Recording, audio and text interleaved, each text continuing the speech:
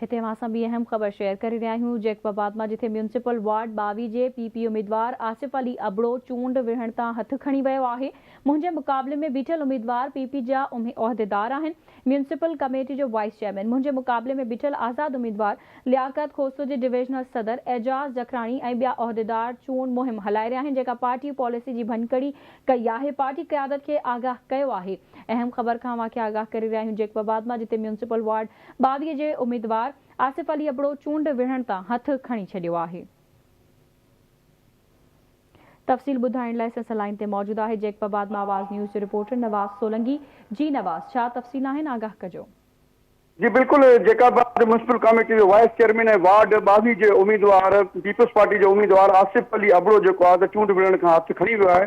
हुन पंहिंजी रिहाइशगाह ते प्रेस कॉन्फ्रेंस कंदे इल्ज़ाम हयो आहे त मुंहिंजे मुक़ाबले में जेका उम्मीदवार बीठल आहिनि आज़ाद, उहे दरअसल पीपल्स पार्टी जा उहिदेदार आहिनि, जिन्हनि खे डिविजनल सदर मीर एजाज हुसैन जखराणी, ओरताणी विंग जी ज़िले जनरल सेक्रेटरी शमा जमाली ऐं म्यूनिसिपल चेयरमैन अब्बास जखराणी समेत ॿिया उहिदेदार उनखे वर्क करे रहिया। लियाकत खोसे जी आज़ाद उम्मीदवार जी उहे नथा चाहिनि त जेको आहे त मां कोई म्यूनिसिपल वाइस चेयरमैन थियां, छा जेका चाहिनि था त कोई डमी म्यूनिसिपल जेको वाइस चेयरमैन थिए। असांजो मंशूर इहो रहियो आहे त असां कमु कयूं।